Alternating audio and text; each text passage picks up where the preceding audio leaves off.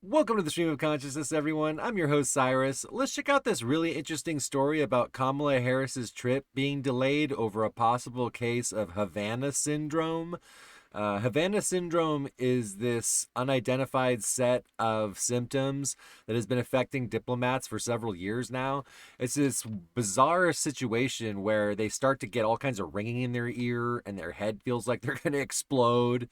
Long story short, they're starting to think it's some sort of directed energy weapon, probably originating from the Russians. Donald Trump just came out and said straight up it was the Russians.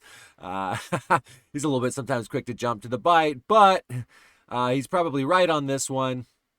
It turns out this is something that they've been doing for a long time. I went ahead and checked out the Wikipedia article. I mean, it's extensive. They've been doing all kinds of research on this. You know, the Journal of the American Medical Association here, they looked into it. They consider it to be a microwave weapons, the main suspect. Look says down here. So, we're in a situation where they may be using energy weapons to scramble the brains of our important diplomats and politicians, and it's not temporary. They've been doing ultrasounds on these guys. People who have suffered these things, and they're finding actual brain damage, like white and gray matter reductions. So this is like, as far as I'm considered, if proven true, is an act of war. This is insane. If they're directing it at the vice president of the United States, then we got real problems here. They've got all kinds of other theories other than microwaves, like, all everything down to crickets, pesticides, psychogenic origin. I mean, the Cubans and the Russians obviously deny any knowledge. The Cubans actually put 2,000 scientists, they claim, towards this, which is kind of funny. Like, quality over quantity, right?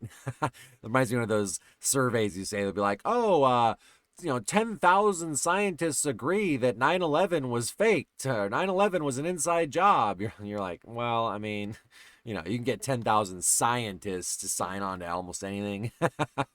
It's ridiculous.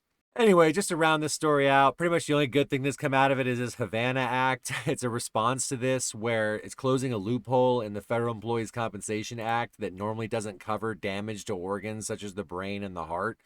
So I guess before, if you had brain or heart problems, you weren't covered by that. So it's actually named the Helping American Victims Afflicted by Neurological Attacks Act, the Havana Act, in other words. Like this acronym, if you spell out what I just said, it spells Havana.